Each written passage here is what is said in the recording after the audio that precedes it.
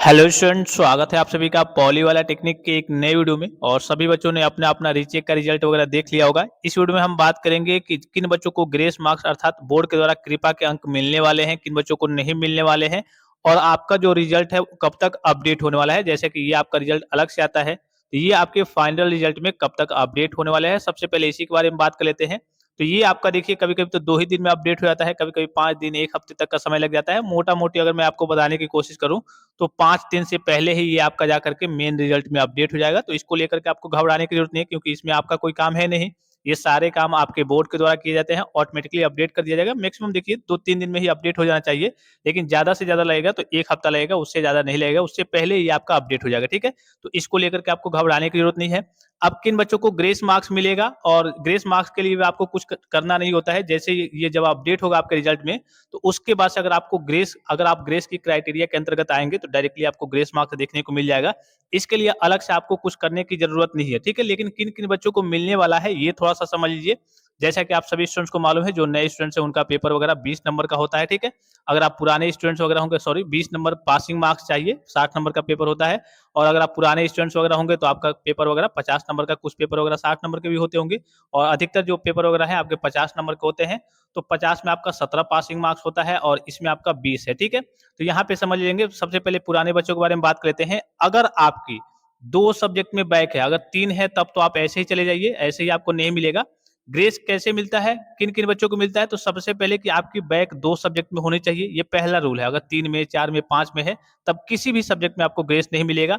2 subject में आपकी back होनी चाहिए। 10 नंबर से अधिक आपको नहीं चाहिए, 10 नंबर से कम ही आपको चाहिए होगा, ये दूसरी चीज हो गई।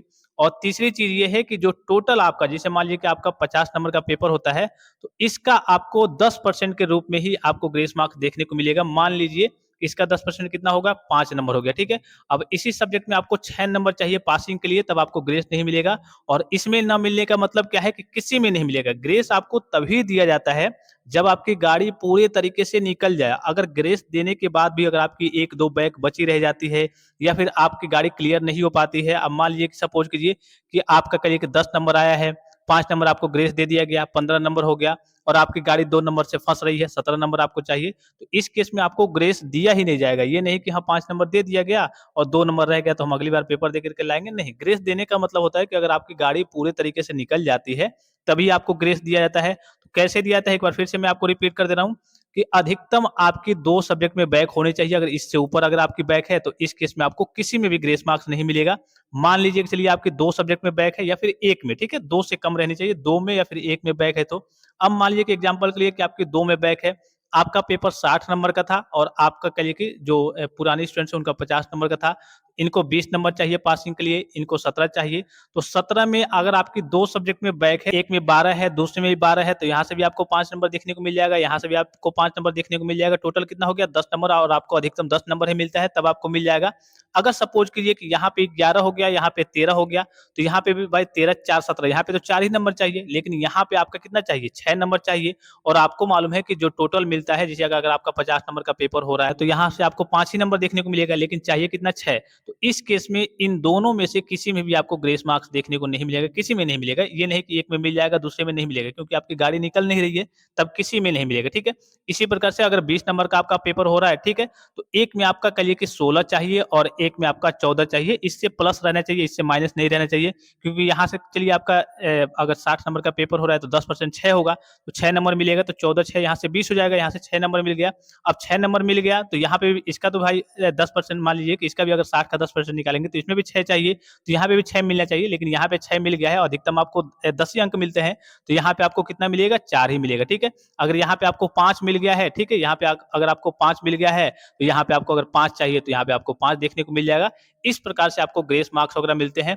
मोटा मोटी अगर मैं आपको बताने की कोशिश करूं तो क्लियर कट शब्दों में समझ लीजिए कि जिसका भी पेपर 50 नंबर का होता है, अगर उसकी 2 सब्जेक्ट में 3 में बैक है, तब तो ऐसे ही आप चले जाइए बाहर की ओर, आपको नहीं मिलेगा।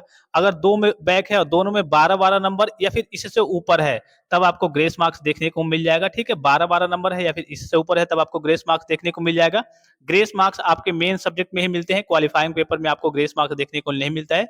जो लेटरल एंट्री वाले बच्चे होंगे उनको क्वालिफाइंग जो पेपर होगा उसको आपको क्वालिफाई करना होता है, पास करना होता है, उसमें आपको ग्रेस मार्क्स देखने को नहीं मिलता है। एक बार आप यूट्यूब पे सर्च कर लेंगे कि B2P grace marks rule by poly वाला टेक्निक, तो फुल डिटेल वीडियो आपको देखने को मिल जाएगा। ठीक है, ये चीज आप समझ गए कि 12-12 नंबर या फिर उससे ऊपर होना चाहिए।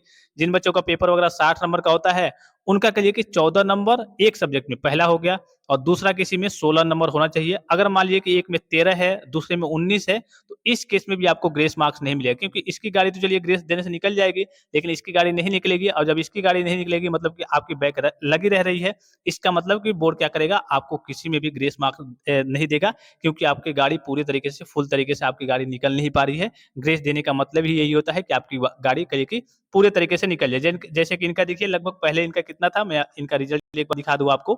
पहले इनका लगभग देखिए एक सब्जेक्ट है इनका इरिगेशन इंजीनियरिंग, यहाँ पे आपको दिख रहा होगा, यहाँ पे दिख रहा होगा, ठीक है।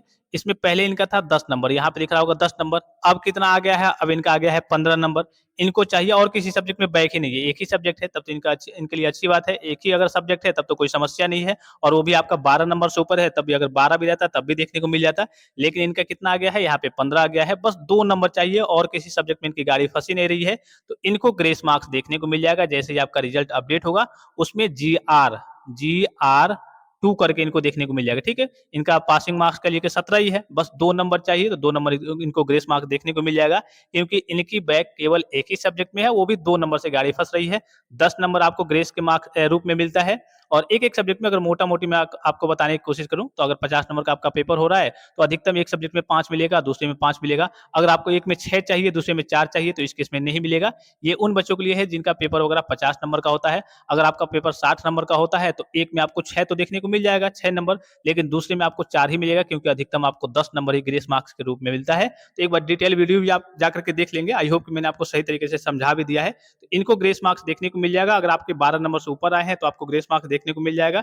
एक सब्जेक्ट में या फिर 2 सब्जेक्ट में, 3 सब्जेक्ट में, 4 सब्जेक्ट में है, तब आपको नहीं मिलेगा। और अगर आपका पेपर वगैरह कहिए कि 60 नंबर का होता है, तो इस केस में आपके 14 प्लस नंबर और एक सब्जेक्ट में 16 या फिर 16 प्लस नंबर होने चाहिए, तब आपको ग्रेस मार्क्स देखने को मिल जाएगा। और जैसे ही आपका रिजल्ट अपडेट होगा, ये आपका रिजल्ट जैसे मेन रिजल्ट में अपडेट होगा, तो उसमें आपको ग्रेस मार्क्स देखने को मिल जाएगा और आप पास हो जाएंगे। ग्रेस मार्क्स का मतलब क्या होता है कि आप फुल्ली तरीके से पास हो गए हैं। अब ना ही आप बैक पेपर का फॉर्म फिलअप कर पाएंगे, आपको ऑप्शन ही नहीं मिलेगा भाई, आपको बोर्ड निकल कि अपनी ओर से अगर आपकी गाड़ी फंस रही थी, तो कुछ कृपा का अंक देकर के आपको पास कर दिया है। पास करने का मतलब है कि अब आपको बैक पेपर भी नहीं देना है, कोई टेंशन नहीं, आप फुल्ली तरीके से पास है। ग्रेस से बहुत ज्यादा इफेक्ट नहीं पड़ता है। तो आई होप कि वीडियो आपको काफी ज्यादा हेल्पफुल और इन्फॉर्मेटिव लगा होगा। फिलहाल इस वीडियो में इतना ही, इजाजत दीजिए, धन्यवाद, थैंक्स वॉचिंग, मिलते हैं नेक्स्ट वीडियो में।